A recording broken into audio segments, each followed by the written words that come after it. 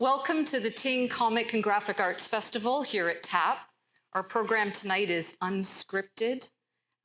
It's a discussion, a good dialogue, a rich dialogue with Jason McClean and Josh Lambier. The session will be about an hour and we'll be able to then view some of the work in behind us. But welcome to TAP. If you have any questions about what's happening the rest of the festival, we've got some brochures at the entrance. And so you can find out what's happening for the last week, which we wrap up May the 13th. Okay, I'm handing it over to Josh. Great. Well, thank you very much. And thanks for everybody for joining us here on site and online, everybody who's joining us via Zoom today. Thanks so much for waiting us while we settled the room down. I would really like to thank our hosts here for bringing us the unscripted edition at the Ting Festival. We haven't had a chance to do an unscripted at Tingfest since the beginning of the pandemic. So this is a real honor and a treat to be back doing this as part of the Ting Festival. And we're going to be talking today with Jason McClean, who's joining us to explore his relationship to the rich history of zines, comics, cartoons, and the graphic arts in Southwestern Ontario.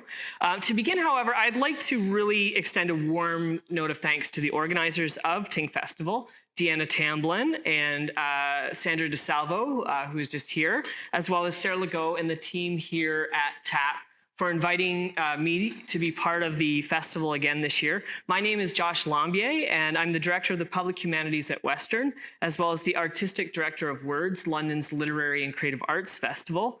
We're gathering today a few blocks away from the forks of Dashcan Zeebe, or Antler River, also known as the Thames River to many in London, on the traditional territory of the Anishinaabeg, Haudenosaunee, Lenapuwak, and Chinootan peoples.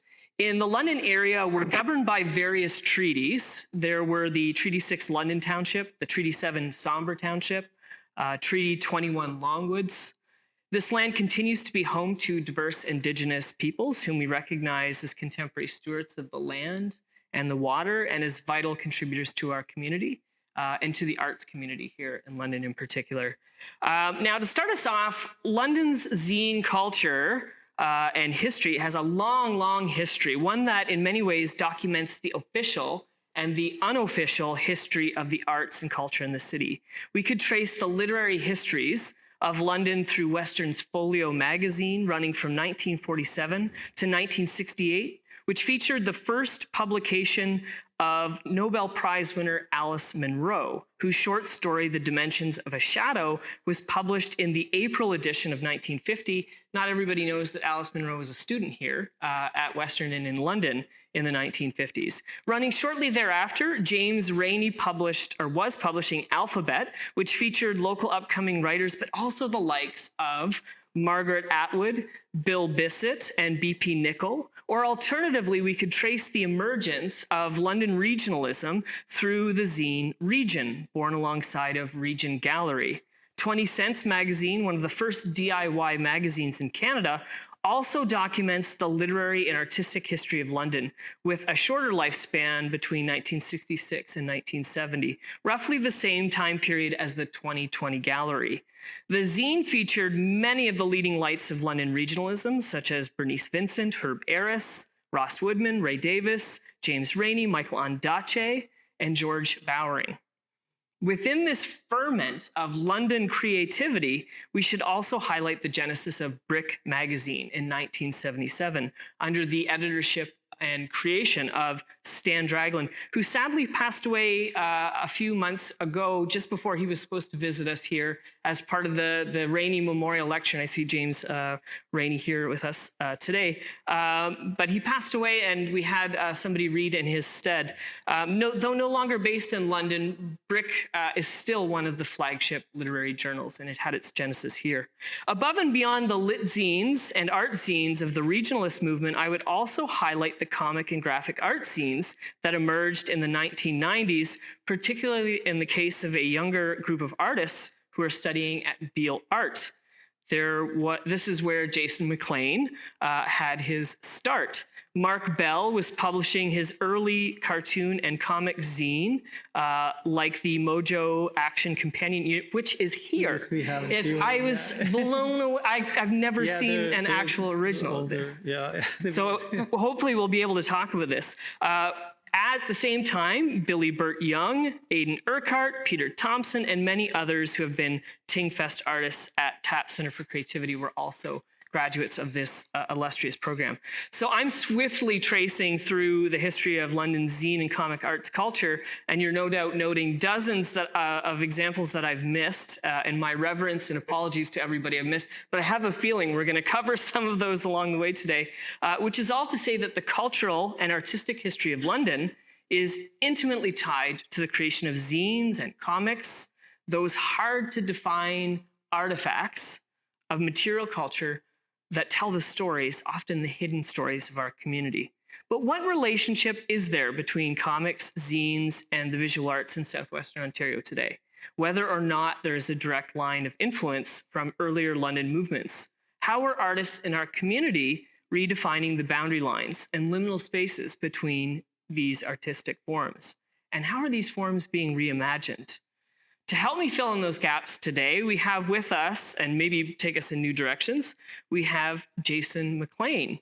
He is a multidisciplinary artist who attended London's storied Beal Art program before moving west to complete a degree at the Emily Carr Institute of Art and Design.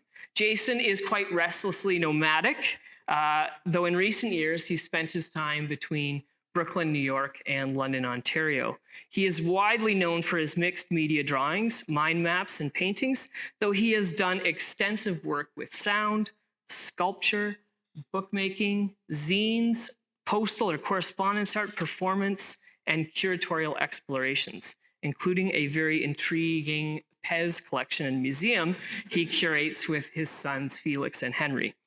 Jason's immersive artwork pulls the viewer into a world animated by his experiences and perceptions, with a unique and often autobiographical visual language that includes careful annotations, bright colors, lines of flight, and personal observations.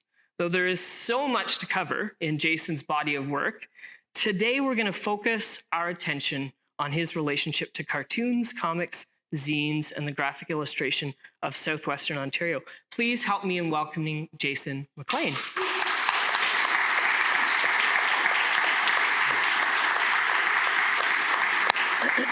Okay, so I thought I'd kick us off, giving a bit of a background just to set things up and set a stage. But I thought maybe we could start with your time at Beal Art, this legendary program of London, Ontario. And I mentioned some of the graduates here.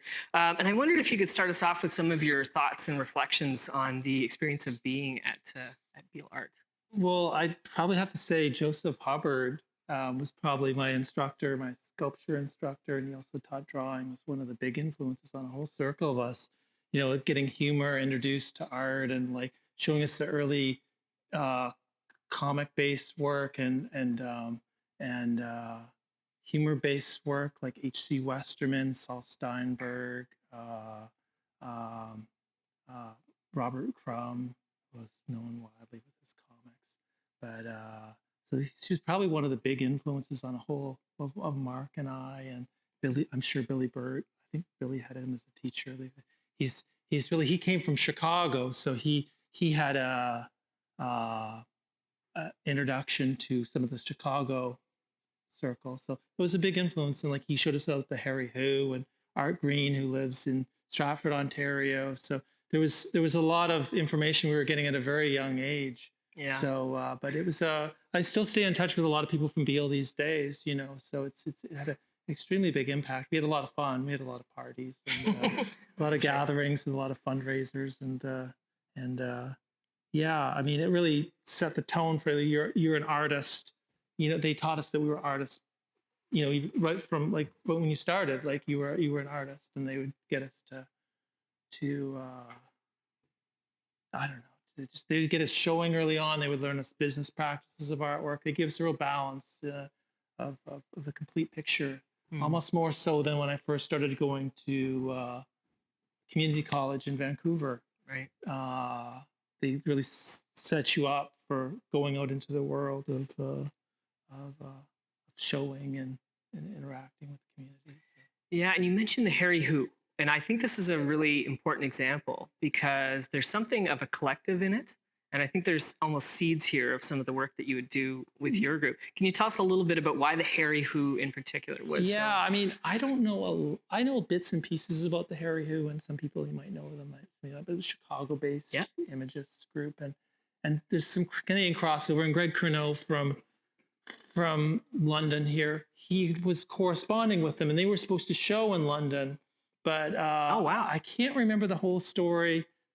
Maybe there's someone here that might know, but I think they were going to show it, I believe maybe at Region or 20 Cent Magazine or 20 Cent Gallery. Oh wow. And something happened where I can't remember if the gallery ended or but yeah, there are cases and there are ephemera, there are zines they'd make and their little sculptures, and like a lot of the ephemera or printed matter work was heavily influenced on me and a circle of people, and some of them I've met now and some of them have passed on, and but the colors and the cartoon imagery, and I know Amy Lockhart that lived here for quite a while was probably pretty influenced by some of them, and Mark Bell especially. So Mark was actually, talking about BO, Mark was actually the reason why I started doing little publications and little zines. Oh, we're going to get into that. Yeah. So that's amazing. And you'd mentioned Art Green, and Art Green was one of the members. And this group, as I understand, I had to look it up a little bit in terms of just when I was exploring for today.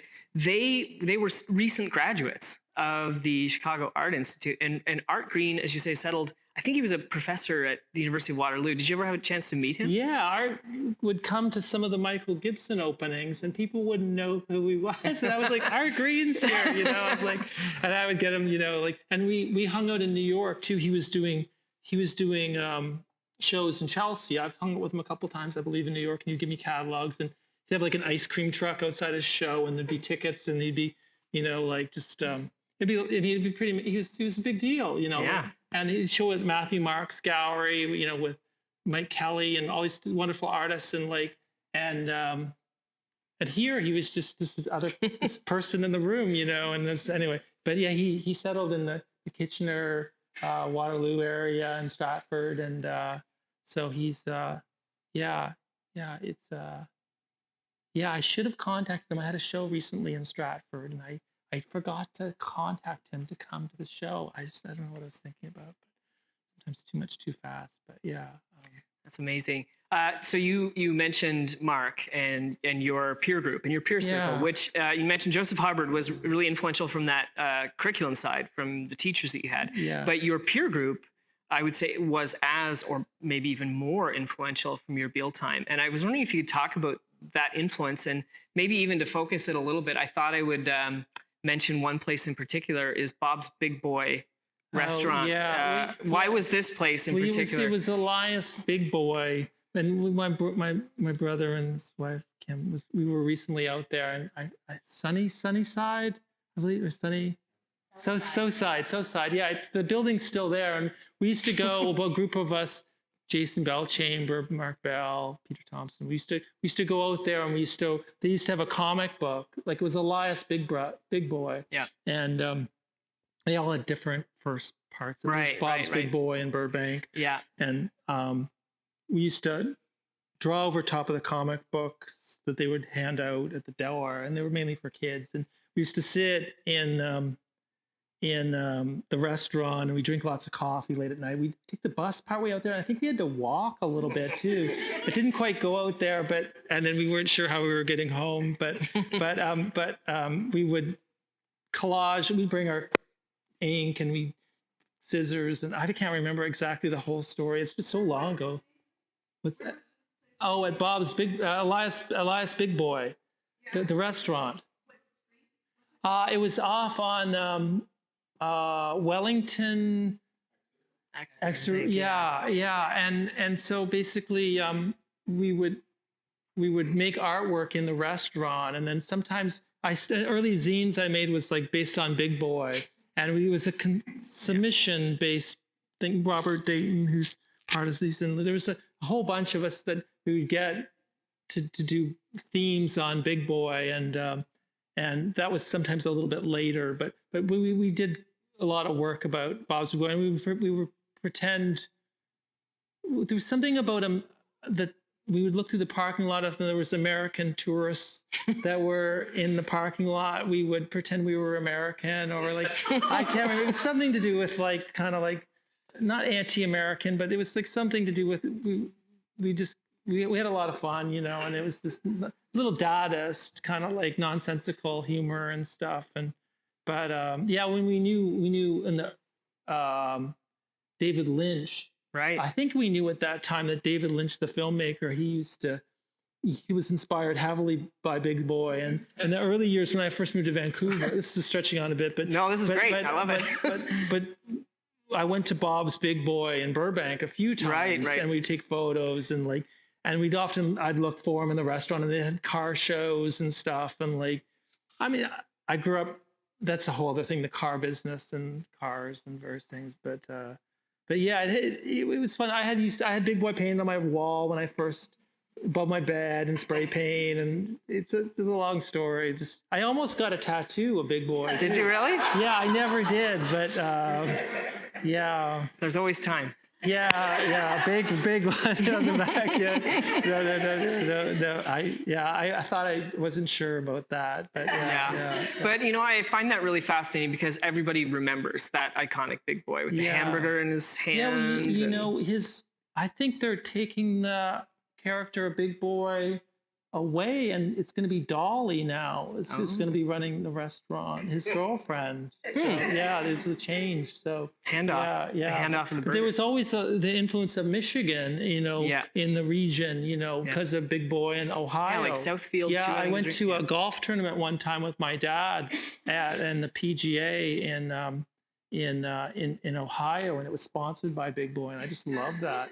You know, I don't know if they had food there of it, but it was, it was in some, you know, Robert Dayton, who did some of the zines here, he's in LA now living, and he performed at Michael Gibson. He's interacted with the community quite a bit, but he did some research on the early cartoonists of Big Boy comic, and there was something he discovered, and I wasn't exactly sure what Robert, he really digs, you know. Yeah. You know, with the history of writers and cartoonists and musicians and. Yeah. So at this time, though, when you were meeting with your peer group at this particular place, as I understand it, you had kind of gone into Beale with sculpture and maybe graphic design and animation, but it wasn't necessarily drawing at this point in time. Was it something in the work with those? I remember we talked a little bit when we first started talking about what we were on the phone, but like about. I would do high realism drawings, and then I got into kinetic sculpture, like sculpture with motion, and was really influenced by like Jean Tingley and like the kind of assemblage sculpture and like, but so I kind of was just mainly doing sculpture because Joseph was the sculpture teacher, Joseph Hubbard, and he heavily influenced me. But he would get me. I mean, I know some of these references some people might know and some people might not, but. You know, pop art and funk art and like soft sculpture and like I made a giant toaster chair, and the crazy thing was I made this not knowing it would not fit in my apartment, so and anyway it was quite big, you know, like, and it was, you know, it had a wooden frame, and then it had a metal tin plate all on it, and like a toast that you'd sit on, and it folded down, and I was trying to put some sort of blanket that went through it so you'd have heat on the toast, and like, but it ended up at a theater company on Richmond Street. I think it's Toboggan now. There was a theater downstairs, so I have no idea where it went. And I saw it being taken off in a truck, but it was influenced by Klaus Oldenburg. Right. I worked on this thing for like 8 or 9 months, and I kind of gave up on it, and it had like a plug and fiberglass and but I stopped doing the sculpture as much. I had issues. I had a collapsed lung when I was younger, and a lot of things changed with thinking about mortality and life and death and like time and limited time on earth and like various things, and like, so I was really careful not to work with like resins and like, and I was really scared of welding. Like when this is stretching it out a little bit, but at art school in Emily Carr, when they would do welding, I would just go and I'd leave and I wouldn't go to the class, and I'd just go watch videos and VHS videos on Warhol or something. Right. So I remember hearing Ross Woodman talk about whether the silver paintings that Jack Chambers used to do, whether that had an impact on his health. Yeah. But to kind of drill down a little bit here, one of the things I was wondering too is, were you, because we were looking at comics and zines, were you and Mark Bell and that group, were you looking at comics? Were you going to comic book stores? What was that like amongst that group? I mean, we would go to a lot to record stores. I think we went to the record, Dr. Disc and the record dealer and some of those places in London, and they had zines and stuff there. I think they had some Raymond Pettibone zines, which I don't know if some of you know Raymond, but I know Raymond a little bit. Well, I know him a bit. He thought my name was David, but David McLean. But we get along fine. He's an eclectic guy. He's very successful. But anyway, he's the real deal. But he would do the zines, the Black Flag. He did the Black Flag logo and Sonic Youth Goo covers, and he's done stuff for the Foo Fighters and like so much stuff. But he would do these zines. They're worth a fortune now. But I did hear something about his nephew getting the originals and bootlegging them or something when he looked after his place. I don't know. But anyway, these zines would be around and we'd see them. And I'd go to a few different comic book stores in London. And mainly Mark Bell was making, he started at Saunders, I believe. And he was making zines. And when we first went to Beale, he would show me these photocopied books. And so he heavily influenced me on that. And yeah, that's interesting. I was going to ask you about this. So I had a chance, Jason, when I was talking to him to prepare, mentioned that he has this archive at Western. And I went in after I ordered the archive to come up to the reading room. And I walked into the reading room and they looked at me like, oh, he's the guy who's got the boxes, because over in the corner of the room, there's like 10 boxes of material that was from Jason's archive. But I found in there, I was leafing through, it took me about 5 hours. I found this one folder that said my first zine, and it's marked 1994. Yeah. So if you think about it, you've been making zines for 30 years. I know. So what drew you to, now you mentioned Mark, but what drew you though to zines as being something that was such an important genre? I guess they were like kind of like idea books in some ways, but it was initially they were collaborative. I would get people to contribute to them, and then that became a lot of work to organize, and then you print and you'd have to get people copies of things I don't know. I mean, I was talking to my friend Michael Sinkin, and his brother, I think, printed my first zine. I think my first zine was printed in London while I was living in Vancouver, down on Richmond Street. And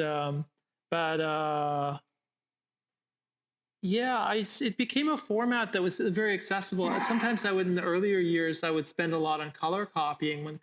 We would work at Shoppers Drug Mart a lot in Vancouver, and the color copying just came inexpensive, and it was very low tech. And we'd go to Shoppers and we'd put everything on top of the table of the copier, and we'd get stuff from the store and we put it on top, and like chips and like crackers, and like we just make these one-off collages. And it was really fun. We were making band posters.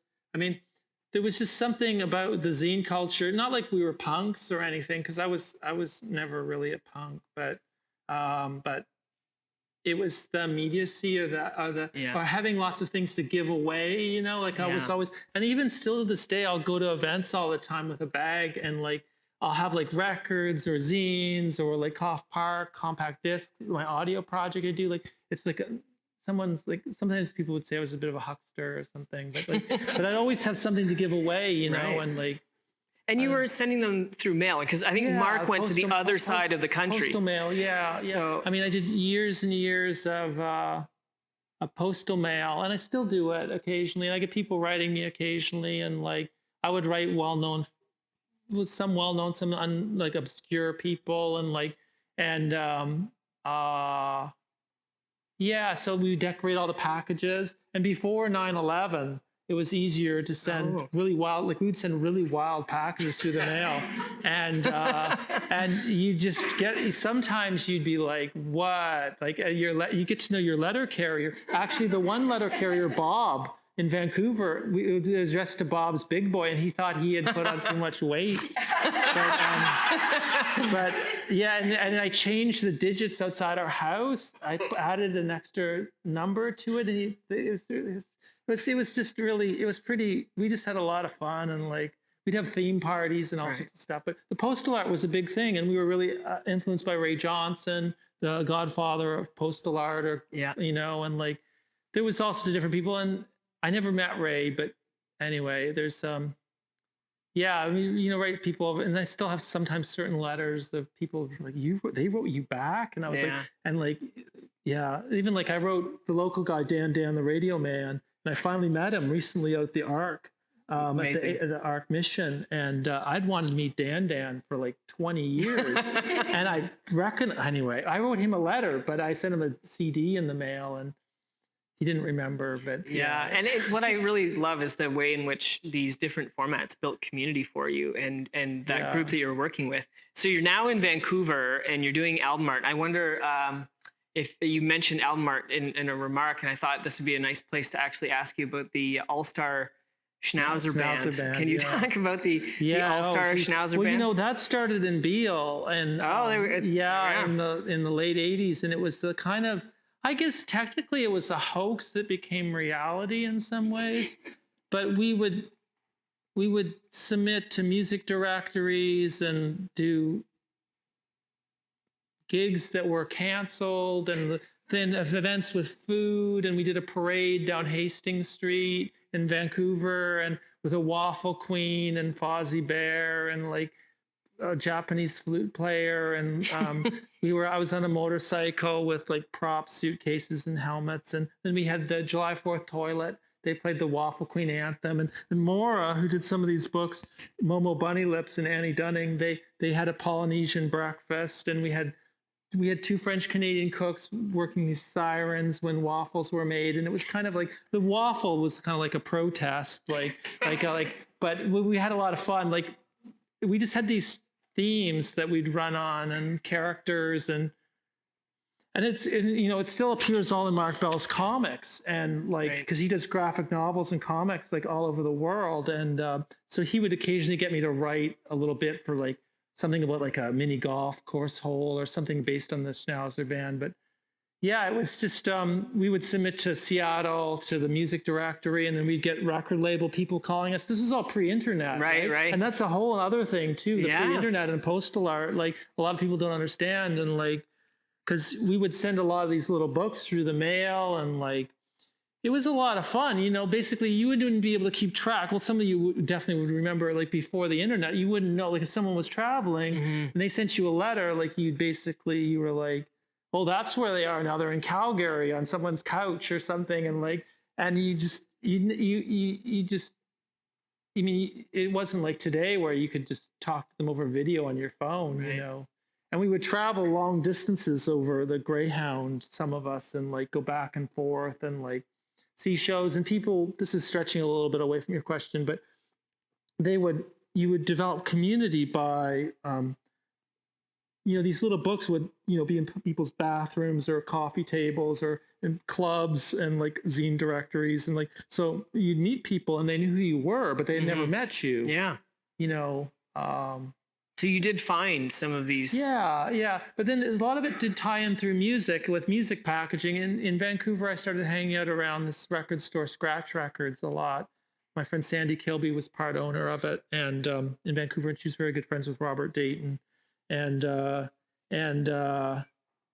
tied into a whole early community of like handmade record art. Like I did stuff for this band Pork Queen that was early involved, being promoted through Sonic Youth and a Sonic Death magazine and like the zine, and like there was all sorts of San Francisco stuff in Portland and LA, and then I went on music tours and like with roadieing a little bit and with a Japanese noise band and like and early days of Beck and various, it was all so much stuff. So noise bands, just to pull in like that Japanese noise, and we were really influenced by Mark and I, especially by the boredoms or some of the Japanese packaging of like Japanese take on punk in some extent, and pop punk kind of Japanese style. And then we were meeting a lot of people in Vancouver from Japan that would come over, and generally, sometimes they'd speak no English, and we would talk through names of architects or artists or musicians. Like I went on tour with this band Amoy de Hataba, and members of the Boredoms, the guitarist Sichi Yamamoto's band, and a lot of them had played in like with Nirvana, and when Nirvana went to Japan, and they had a big following, and they played with John Zorn and some of the Runes projects and like certain crossover things. So it was really, we would communicate, and I went on tour with them, like a 16-day tour, and none of them spoke English. And I was supposed to drive. That's a whole other story. But that was actually the last time I ever drove, was in Tucson, Arizona. That sounds like a story to be mine, but we might have to put that one off camera. There was no substances involved or anything like that. But, I was worried there might be. No. That was a different trip. That was a different trip. Okay. Yeah, that was the Route 66 trip. So, and I don't know whether maybe this is just me interpolating this in, but noise bands and that influence, and was the Nihilist Spasm Band ever in there as being something that... Yeah, we mentioned them, like, I mean, in the early years, with Beale, learning, and even in South High School, learning about the Nihilist Spasm Band and the Talbot Block and some of the galleries, and even Michael Gibson's gallery with the miniatures show he would do, and like, but the Spasm Band, I used to go out to the Embassy Cultural House, not a lot, once or twice. I think I see Eric Stack, Free Music Unit, and the Nihilist Spasm Band, and we just thought they were like I don't know, cat's pajamas, you say, but like, and but Bill Exley would be out there banging his vacuum cleaner tubes together, and then you'd go ball bearings and pots. Yeah, and actually, I can't remember. But then I would hang out with the Croneau kids, with Zoe and Owen, and I later worked with Galen at a bakery in Vancouver. And but I would go out to the old Forest City Gallery on the east side, and I always thought like Owen and Zoe were so cool because they were like they'd be like having purple and like leather jackets and listening to industrial music and stuff, and I was kind of like an outcast a little bit, and I was trying to be involved with the circle, but the Spasm Band, a huge influence. Actually, we used to take the record out from the library, and I think we took it out of my mom's library card, and we had a huge late fee, and we had defaced the record and put the All-Star Schnauzer Band on it and returned it, and it's worth a fortune. And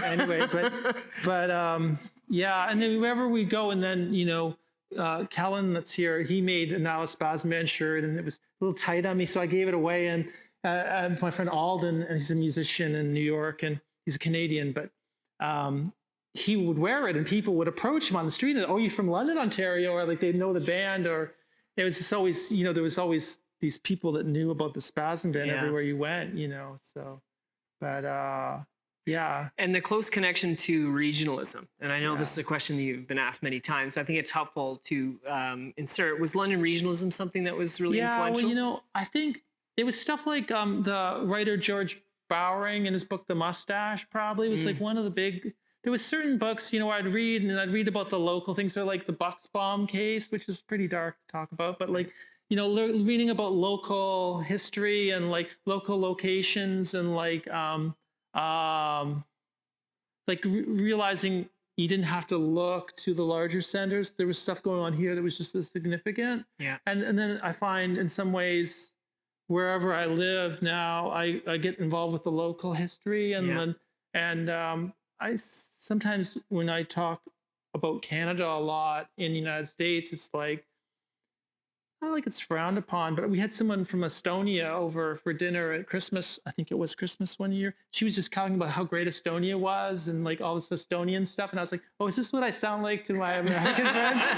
And I was like, "Oh, like maybe but but I love the regional and the stories, and James Reaney, like like so many, the Nardwar, like so many people have influenced me on like digging and real deep, like the fiddle player from the Beatles' White Album from London, or like all this great stuff. And like, it's just amazing. Like region, like learning about Walt Disney's family in the region. Yeah. And like I did this road trip with Jen Fraser the other day up to Goderich area, Blueville area, kind of like, and like just so much stuff. It just, yeah, it's every trip back is a different wave of research, like I guess research, or like having having fun. Like Billy Burt and I will drive around and like we'll research where Jack Chambers' grave was, and then we'll come across a few other things, and there'll be like world-class figure skaters in the same neighborhood, or we'll go see where Garth Hudson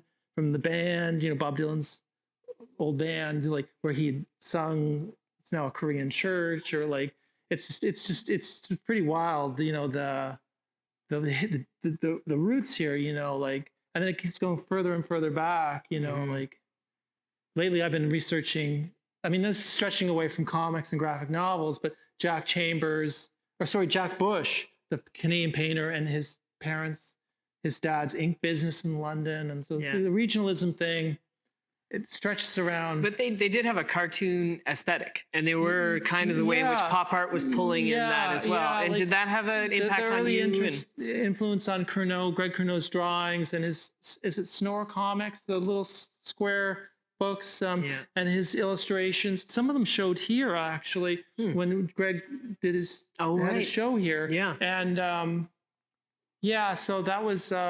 And the Heart of London catalog was a comic. And his book covers too, and I did a show one time at the Landon Library called the Hugh Display Case, named after Hugh McIntyre from the Nala Spasm band who used to work there.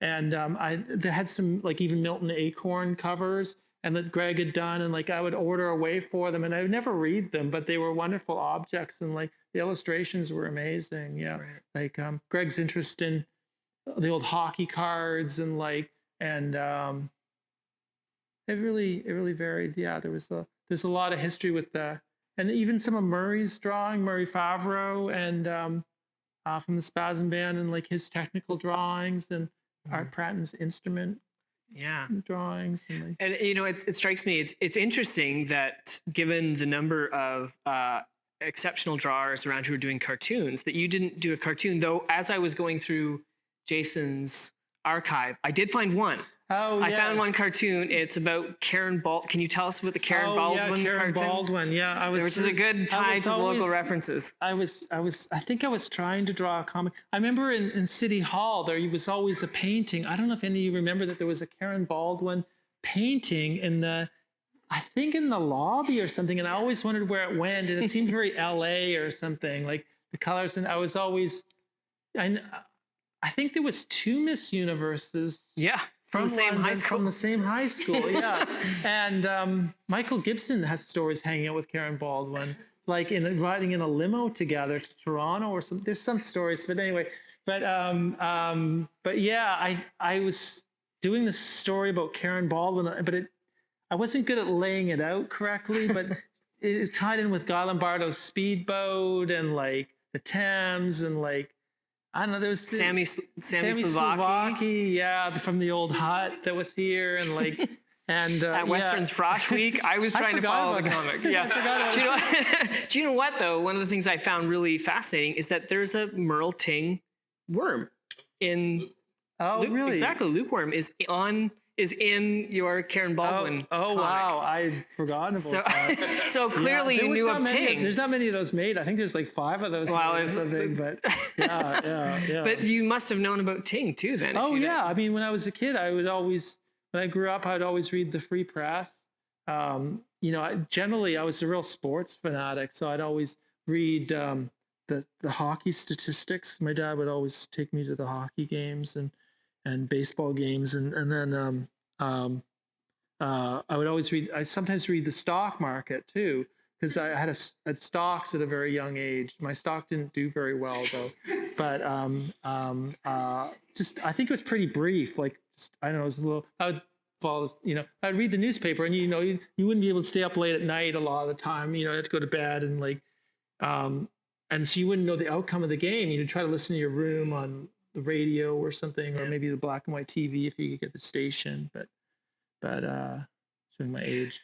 It's interesting to pull us back to. I weirdly enough, I knew about Karen Baldwin because last year there was a London Free Press article on the 40th anniversary of her win, and there's this picture of Victoria Park, Victoria Park here, and there are thousands of people there to see Karen Baldwin in Victoria Park. It was a big, it was a huge deal for the city when she was Miss Universe. Yeah, well, there was always things like that when I was younger. Like I did follow the Ting. I didn't answer your question, but the Ting worm. I would always look at the drawings and Herman Gooden and his face and like his little, and like there was this the Free Press. I grew up reading it, so but there was always these events that would happen in the history of my upbringing that I was really, they were, like there was just certain pop culture, like the tennis tournament in Brantford, the Wayne Gretzky tournament they would do, and like with tennis tournament, or like there'd be different baseball players that would come through. Like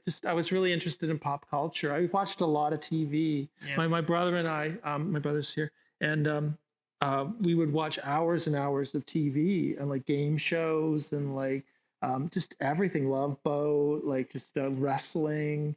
I don't watch barely at all anymore, but I mean, it was just so much.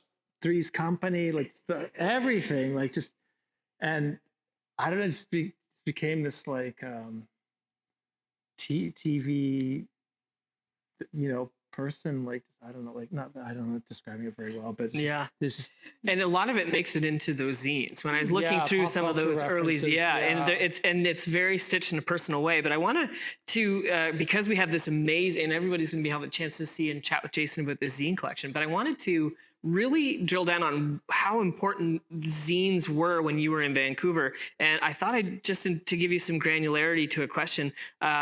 In Vancouver, you're working on book and art zines with these close group of artists, and you organize a show called Nagadod, a pop art gallery at a pop art gallery named Moonbase. And I found a review of this from 1999, and I want to read a passage just to give you a sense, because I think I thought this writer, Ryan Bigg, is his Ryan. You probably know the review that I'm talking about here. It's been a while. So I'm gonna read this because I think it's a really gives you a great picture of this time, Jason, and how you were working.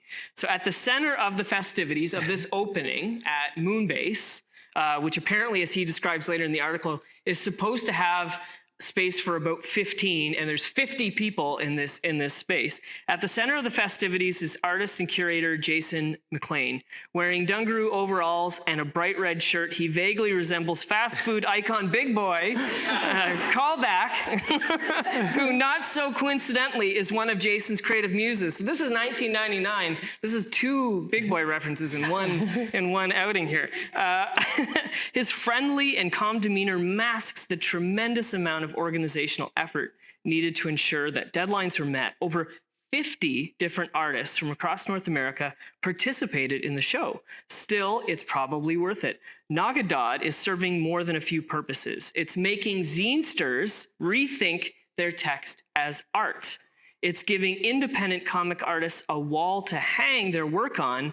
It's serving to legitimize the art book community that Jason and myriad collaborators have been helping to forge over the past 2 years, forcing zinesters and art onophiles to breathe the same air while providing everyone with a damn good time. So I think that's just such a great description, Big Boy image and all. But do you remember organizing this particular show? Can you take us back there? Yeah, I mean, there was everyone in the show from like, it was a really broad range of show because my taste would be all over. Like I would have Fiona Smythe from Toronto, and like, I was a big fan, and there would also be like Brian Young, and who's very substantial Canadian artist who he's AGO sculpture up front and like in Toronto, and like but it was a broad range of styles, and like everyone had their zines, and they were behind a wire, and then there was an original piece above. but it was a lot of work to organize. It was almost 50 artists, Yeah. everyone, Sherry Boyle was part of it, who represented Canada at Venice. And like, there was, it was a real community. We had a couch in the space, and everyone dropped off their stuff at my place or mailed some stuff in. It was a real organizational. It was one of my early curation shows, but I don't think we had any live music at the opening. There was one opening where people dressed as giant tongues or something. Of course. Tongue doctor. Yeah, and of course they did. the guy that played Jeremy, who's on, what were they called? The Eye Lickers. Yeah, but anyway, there was a few events. My friend Mark Pilon from Vancouver worked. He ran Moonbase with Jody, his partner, and he was early tied in with Discorder magazine in Vancouver at CITR, and I volunteered up there. And also, well, he's more known now, but Nardwar worked up there, the Human Serviette, and so I got to know John or Nardwar quite well, and so I learned. I was working at a gallery around that time, and but the Moonbase, that was an early curation show, and there was a little bit of friction with some people being upset at how I didn't keep track of things correctly with giving the payment amount of their zines, because everyone would have zines to sell. Right. And so basically I got a little discouraged from curating a little bit, so I didn't do it for a while. But I never felt that strong about my writing, so I never felt I could be a good curator. So I had good ideas for curating, but I couldn't fulfill the whole picture, so. Right. But also one thing I was going to mention when you were talking, I was thinking about it, when we were making these books, there was nothing like them being made. Yeah. And they were known as Canadian books. Right. Like Ron Reger, who does these toys, he would call them Canadian books. And they were like quarter page stuff, and nothing had really been made like them before. And and we would send them off to, there was a thing called Broken Pencil magazine, and that the Canadian government or Ontario government would sponsor, and basically they didn't know how to classify them. They had different review sections, because a lot of people were doing zines to say about fixing your bike, or vegan recipes, or travel, but we were doing these nonsensical kind of dadaist kind of zines, and they didn't know how to classify them. So oftentimes they wouldn't even review them. And Hal Nietzschevecki. Oh, and Nedzvecki. Yeah, he was the early person, and we always made jokes about Hal, and because he never understood us, but and then there was also that show when I was recently researching it for this talk, was Our Hero, which was a CBC show about zine culture that existed on CBC, and it's aired a little bit in the United States. And it was interesting, because I was telling a friend the other day that I was out making zines, and in the early days of going out with Heather we were boyfriend girlfriend at the time, my wife, and she said, well, where's Jason? He said, he's out making zines. And they're like, oh, just like the show on TV, wow. Yeah, so it's Didn't know that. Yeah, it only ran for 2 seasons. Oh, I see. Yeah. But it points to something that you're describing, where they didn't know how to classify you, and you can hear it, and that's one of the reasons why I read Ryan's review, is that idea of legitimizing comics in the gallery, right? Yeah. And I wonder if you think back and whether you could remember, was the group that would go to the fine arts opening, were they also going to a show like this, or was there a divide between the two? It would be tricky, beside the Moonbase gallery where we would do the show, there'd also be Monty Clark Gallery, or later the Aura Gallery, or some of these artist run centers. And sometimes people would go in one place and they'd kind of look in the window and they wouldn't go to the other place, but then you get a few crossover people. Right. And it was like a level status thing, I was recently talking about lowbrow, and someone was really discouraged about that, but they thought it was a derogatory term, but I was like, no, there was lowbrow art, Juxtaposed magazine, the Robert Williams magazine, so there was different levels, but there was always entry points in for me through the higher art circles, through people that did DIY kind of do-it-yourself zines and such, and through the music community, and we were persistent,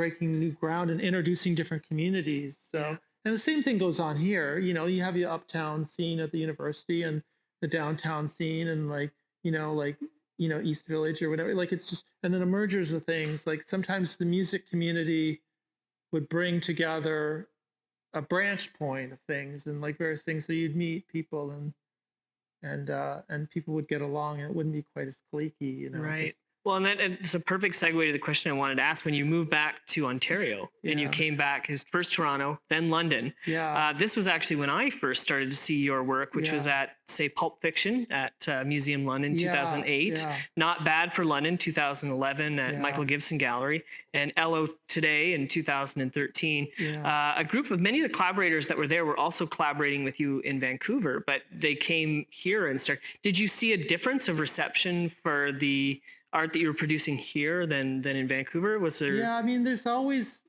maybe it's not totally answering your question, but there's always been a connection between Ontario and the West Coast, you know, even going back to Roy Kayuka and like Greg Curneau hanging out or George Bowering and BP Nickel or Bill Bissett and like people traveling back and forth. So there was a linkage, but yeah, you know, I would, some of these people would come into town and we did, a Swiss Neves book launch here one time at the Blackshire, I think it was. The building's gone now, and I think like 4 people showed up, but it was like, it was Art Pratt and Paul Wald and Christine Wald and someone else. Like it was a great crowd, you know, people, really creative people, but it not, you know, it was really snowing and slushy, and I was telling everyone how great London was, and I was living in Toronto at the time, and they're like, okay, that's yeah, I mean, I would, if I showed people around when they came out here, or like, yeah, there was linkages, and sometimes the people would just send their work and they would, and the work would tour and stuff. But yeah, I mean, sometimes people would know each other through the zine community or art shows or music circles or in the early days of the internet. So yeah. When you did return, I remember being here, and I remember there was quite a buzz about a new wave of regionalism, or Sky Gooden was really pushing for that. Really, yeah, heavy. And there was that. And I was a little bit of hesitant about it because. I don't know if I thought it, and that wasn't like a cliche, but it just had been like when I left, people were talking about, you know, Chambers or Curneau or, you know, different facets of different shows and themes. And like, and when I came back, it was still the same canon, which was maybe fine, but like, so I wasn't sure if I was actually part of that, you know, and then especially living in the United States now, I mean, I don't know. I mean, those, you know, some of the people that were crossed in with that regional scene did go to the States, a few, you know. Right. I was talking to Gerard Paz today, and I think he was mentioning Claude Breeze. This is stretching away from comics, but he had spent some time in New York too, which I didn't know about. So it's always interesting, you know, you break, you know, into the US a little bit, and then you come back and everyone listens to you a little more, you know. It's kind of. Well, in your show like that you did, Lightfoot or something, you know. Well, I was just going to mention that you read the story. You know, he saw his time in L.A. and like he was starting, and I was. This is stretching a little bit away, but he was talking about losing his Canadianism, and I often think about that. You know, like, you know, he would come back and he'd start going canoeing in Canada and stuff, and like, you know, like just but yeah, you kind of do change, and then you forget and you romanticize your past area where you've lived, and then you change as a person and the place changes. This city's not the same as it was 10 years ago too, you know. Yeah, and that's a really interesting thing that you referenced Gordon Lightfoot, because your show at Macintosh Gallery, the show that when you were here was called If You Could Read My Mind. And in that show, we started to see the seeds of your restlessness, of thinking about your next move, which would have been to Brooklyn. Was it to not escape, but was it part of the discomfort of feeling like that regionalism discussion that was happening didn't really fit? I always wanted to live in New York, even in the early years, even when I'd go to the New Yorker theater. I mean, it's maybe not in vogue to talk about it, but I would be into those Woody Allen movies and then, you know, watching Annie Hall or Manhattan and wanting to go to Central Park and be an old man and feed the birds or something. And like, but then, I got heavily into Warhol and Basquiat and like Jean-Michel Basquiat and like Andy Warhol. And then I always wanted to spend time in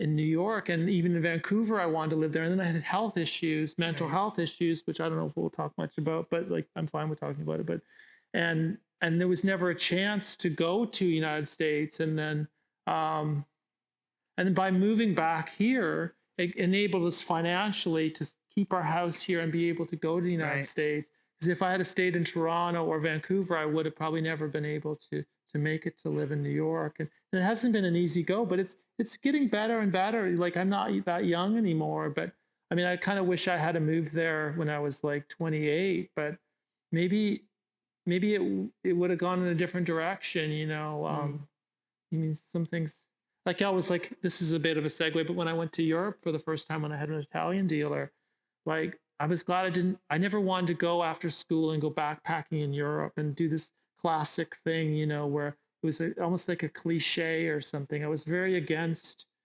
doing something that the norm did or something. I don't know.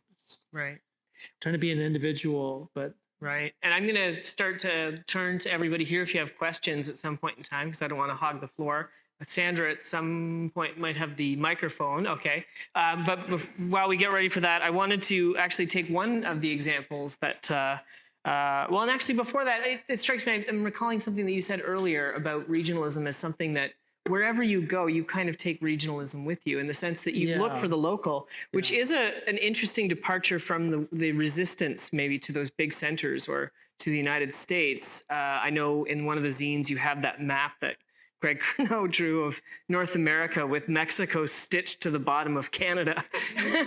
So, which gave a good view of the way that he regarded that. But it seems like your turn there is to take regionalism wherever you go. Because I see such passion when you're talking about something while in New York that has a Canadian reference or a Southwestern Ontario reference. Even when my family and I briefly lived in LA for the winter, like I would work like Vaughn's, like the grocery store, which is kind of like a no frills type thing, into the artwork, or you do the Dodgers or local figures and the American stamps, or you can pick it up anywhere. You could go live in Chatham and you could reference certain things, or like, it doesn't have to be just London, and, and same thing in, something like Regina, like with Regina 5, or like just like everyone there's regional pockets everywhere with histories, and, but it branched out a bit too, from, I don't know, there's always more to it than it gets recognized, too. So, there's some things that make the history books and some things that don't. And like, sometimes you dig around a little bit more and you realize that's not exactly the whole story. So, Right. One of the projects that you took from London to New York to give us a cartoon inflection is the Pez Museum with Henry and Felix. Can you talk about the Pez Museum? Well, that started here with my kids, Felix and Henry. And we had a basement. Well, we started collecting them a little bit in Toronto. And basically, we didn't have a place for them, and we would maybe had them in a box. And we had this basement room in our house, and one day we decided to set them up and use the room. And like, I think it was like bad weather or winter or something, and there was just an empty room in the basement, and we turned it and we started painting the walls and like decorating, and like we had this Pez dispenser, which is initially Austrian. I don't know if people know that, and then the head is added by the Americans, and the shaft part is made by a Holocaust survivor. And like, there's all these, when something's around that long, it's really interesting. But basically, we decorated that room up, and we got people from like the National Gallery, coming, and like Rick Rhodes, ex-Canadian art editor, and like, but we had this audio headset, and my parents would do art for the wall on Pez themes, and we had like vending machines the kids would make. And then I got later into getting autographs on Pez dispensers, which kind of, it was too weird for the art world. And I was getting like my nephew Jordan to sign one, and like I wanted everyone, right? It was like, I have a very addictive personality, but I mean, it's like the 500 Club where I got like people to sign the sides of Pez dispensers, and I was hanging out at like the Letterman Show and 30 Rock and Carnegie Hall, and I got to meet, I never met Barack Obama. I was going to meet Michelle one time at a signing and like get her to sign a Barack Obama Pez. Yeah. But I realized anyone was approachable, and so sometimes Jen Fraser, we would go around and we'd go on these excursions and we'd track down, and you go to launches or readings, and then it got to be the point where I was always having 3 or 4 in my pocket, and like I'd have stains from the Sharpies, and like I'd be hanging out and I'd be trying to get someone to sign, and they'd think it was a weapon, or like the stories like Yoko Ono, Regis. Can you think of one that really stands out of like whether it was for good or ill? I mean, Jeff Koons was one of the people. He was very nice, and a lot of people don't like him, but he refused to sign one because he said it would be a sculpture, like it would be an addition. So he signed a Pez business card, but he later did a drawing for Henry. And wow. But I would give people things, like I would give them this audio project. I do this 3-minute calling project, Cough Park, that I do. And I would give people catalogs of mine or zines, and they'd often get me to sign one. And then I would get them to sign something. So it was like a trade, like a barter thing. And like, so it's kind of, some people saw it as like elevating people over other people. And they think they took it kind of the wrong way. And sometimes I would ask people for signatures that were maybe less known even than myself, maybe. And so they were like, that's really weird. Like, why are you asking me this? And then I would go to openings with embarrassed friends because it was a real career sabotager. The collection's worth a fortune now. But addictive. Like I would go out all night. Like I would go out like in the afternoon. I'd go to Build TV, and I'd meet like I don't know, like the guy from Oingo Boingo, the guy who did the Batman, Danny Elfman. Yeah, I'd meet Danny Elfman, and then I'd go after that, and I'd go up to Broadway, and I'd try to like chase down Sting or like or with your Pez and your Sharpies. Or like Bruce Springsteen would be outside his limo with his arm up in the air, and there'd be a crowd, and I'd take a really crappy picture because my phone was so bad. And then I'd go to like Caroline's after that and try to meet one of the comedians, meet Tom Green or something. And I had a different crew of people I was hanging out with, and they were real characters. Like this guy, Tennessee Jeremy Jones Kane. I mean, I had to tell him I couldn't hang out with him anymore. I felt really bad. He was trying to get me to pee in phone booths and eat dumpster dive sushi, and like, he's a sweet guy, but like, and like, it was crazy. And he knew all the doors with the stage doors and I was the worst. Like, this is how bad I was. Like one day, Jeremy and I and Henry, my youngest son, because I'd bring my kids along with me, which is crazy. And there's a movie coming out on this. I was just going to ask about that, yeah. But I literally thought Robert De Niro, Martin Scorsese was Robert De Niro, and my youngest son recognized him from The Simpsons.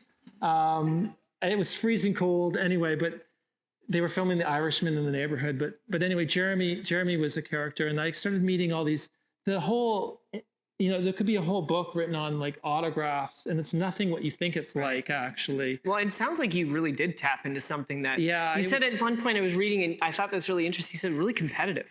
Really competitive. I've told this story to a few people. Michael J. Fox would be coming down the street, and there'd be 3 helicopters tiered above each other, following him, walking down the street. And then there'd be like a bar in front of, he'd walk up to the Letterman show, and we'd be across the street, and they'd be like rocking the bar, and he'd be signing, and he had like a tremor.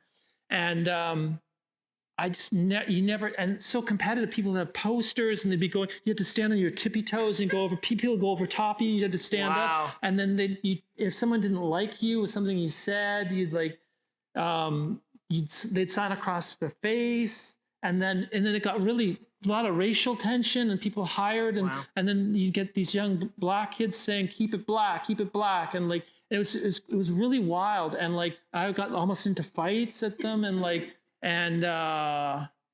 it was wild. There's almost something like a picture of American life that Yeah, you're but capturing. it was so like butterflies when the people came out. It was like a illness, but then sometimes also like with my mental health issues, which we haven't talked about too much, I didn't think it was very healthy to be around that. Like there'd be people at certain events at Carnegie Hall, and they'd have like hospital wristbands, and like they would follow people around like almost like stalkers, and it was the real deal. You know, these like we would get on like I would get on like Entertainment Tonight in the background. I'd be singing beside Bill Murray on the last episode of the Letterman show, and he'd be covered in cake and and like it just, and then I wasn't making artwork anymore. Right. But the Pez thing just really stretched into this, and my kids got less involved with it, and then they were a bit embarrassed by me, and I don't know. Yeah, it was like not like it was like Duchamp playing chess or something for a segue, but it was just it was a bizarre 5 years. Like, and now I have these trunks full of Pez, Yeah. and that are signed, and I was going to try to donate them to the Smithsonian because I had it in with this.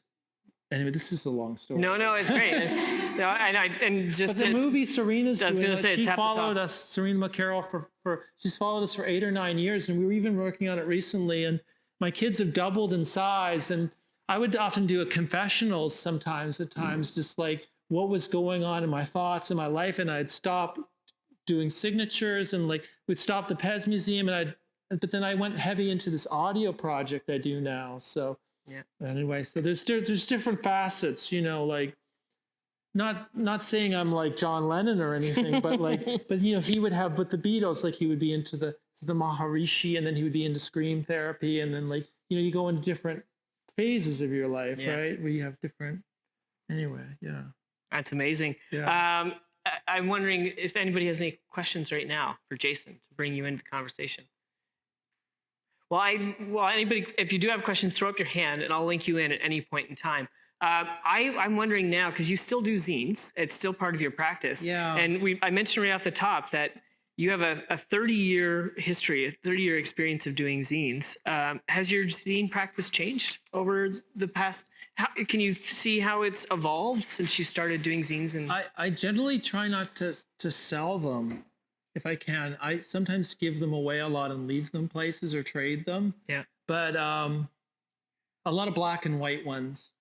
But I don't spend a lot of money on them. And I was using a copier at my studio, but recently I had a studio fire, and I didn't talk about it much. But and so I have no access to a free copier anymore, because I used to really pay for my rent by using the copier as much as I could. Like I would just go there late at night and max out the copier, and you know, but yeah, I was just yeah, I mean, sometimes, you know, you go through different themes. I started doing a lot of comedy zines. There's comedy zines here. yeah, Like I got really heavily into comedy, and I think I saw Mitch Hedberg. And yeah, Mitch Hedberg, and I Phil wrote- Hanley, the comedian, and Yeah. Richard Pryor, and yeah, that's been a real, like, listening to a comedian and a special, and then doing an interaction with sampling from a comedy album or a recording or something. So yeah, it's been like kind of a theme lately, and I've been giving them to a lot of comedians at comedy events and stuff. Right. So in the same way, I would get a signature, but I would give someone something, and sometimes they would say, "How much do you want for this?" I'm like, "No, it's for you." Like, just try to like branch into that. I guess secretly, I kind of want to do comedy, and in some way, you know, like it'd be fun. So. Right. Well, I remember I was looking at one of the zines, and you have the Mitch Hedberg inspired zine, and it features the punchlines like, "An escalator cannot break, can only become stairs." So there's something about the comedy that's zine actually format. one of his lines from his comedy. And he died on the zine's called April Fools. He died on April, like his funeral was on April Fool's Day, and he was very like in third person, and like his wife was Canadian, which I haven't met her, but very fascinating. He got heavily involved with drugs and alcohol, but I don't know exactly he died. I believe probably something to do with that. I'm not exactly sure. I can't recall exactly his history, but it was. I rely on humor a lot. To deal with Right. depression and mental health, and just keeping positive. Like something to turn to sometimes when things are a bit rough. So. Right. Yeah. And you mentioned that Felix and Henry aren't maybe have steered a little bit away from the Pez project. Completely. Yeah. But zines, I saw quite a few zines that you made together. They've done a lot in the early years. Both of them had taken parts in zine fairs. Do they still do that with you? Henry draws a little bit. Felix not so much anymore. They both got into filmmaking a bit. Oh. Felix was doing experimental. My oldest son was doing experimental films, and he was starting to submit to festivals. But lately he's been really involved with wanting to go for finance and business and economics, and he I've talked. People have asked me how the kids are, and he's wearing like dress pants and dress shoes, and Henry's working. He's going to a film school in Queens and doing a lot of skateboard videos. And they want to do the kids. You want to do something different than your parents, right? Yeah. Like just not like rebelling, but just kind of have their own personality, right? And I'm fine, but I have a feeling Felix will eventually get back into film a little bit. I was telling someone recently, I think he might work with his brother or something. I don't know. I just have this feeling that he'll learn a lot of savviness about the business world and then branch into doing some film related things because his knowledge of film is really great. Yeah. Well, you do some animation. One of the projects that you recently did with, I think, Jimmy Pantalon and Jason Zampano. Yeah. Can you talk a little bit about that? Yeah, some of the records here for sale, Jason Zampano's Cyrillic typewriter records. I've been working with him for 20 years, actually, which is crazy. But he kind of got me involved with doing animation for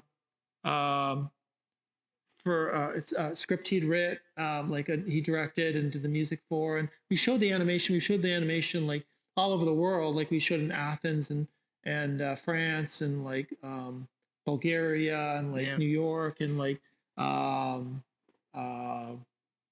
Picton, Ontario, so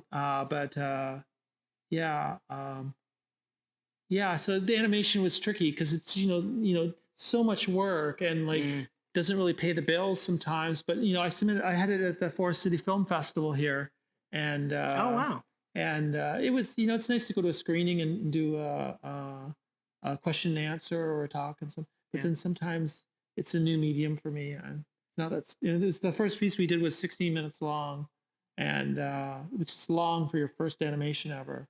But it just ended at Stratford Art Gallery. It was being projected outside. Part of the Festival of Lights, I think it's But I might do some more animations, shorter pieces, 2 or 3 minutes or something like that. Yeah. That's very cool. Well, I know you've got lots of projects on the go. You always do. So I thought I'd ask, and if anybody has a question, you can jump in as well. What do you have that's coming up that's got you busy and you'll be on to next? Well, I'm taking part in the Up with Art here at the Museum London.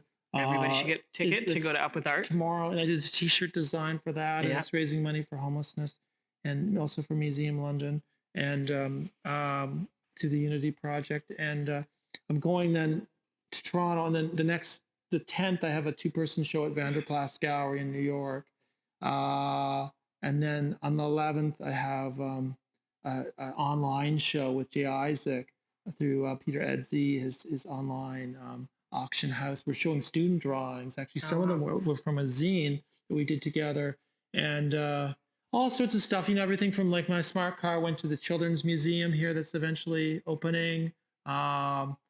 There's I'm doing this show in Germany. This young kid named Michaela Carr. Sometimes I forget what I've promised to do, and then I start looking at the list, and I'm like, wow. And I'm still. I think I'm gonna do a little something. I'm screening some animation up in Sault Ste. Marie. Oh wow! And I'm gonna do a book project that's loose, but with this guy Alia Rosenthal, Allen Ginsberg's godson. We're going to do his poetry and writing with my drawings. So that's one of the things. There's so many projects. It's just some come and eventually fall into place. And then sometimes things stray away. I think Kellen that just left was going to do this No Normal Festival, and I think I'm taking part in that here. And like, there's a lot of things in Canada, but a lot of things. I'm showing at a hotel in New York, the Ludlow Hotel, all sorts of stuff, and like more audio projects with Cough Park, and probably a launch, and yeah, I mean, it just keeps busy, just keep it rolling talks, and hopefully come back for Words Fest, to do something. Yeah, absolutely. Yeah. There's something cooking. Yeah, something on the grill. We are so lucky today that Jason actually brought a amazing spread of his own zines, and I'm mindful that we should open it up and have you have the opportunity, whether in this format or to walk through the zines and ask Jason about his zine work, his work with comics, his work with cartoon, and all of the work that you've done that we've had a chance to look through. And I'm going to say goodbye to the folks online as we wrap up. But here on site, you can have a chance to chat with Jason. But beforehand, please join me in thanking Jason for his time today.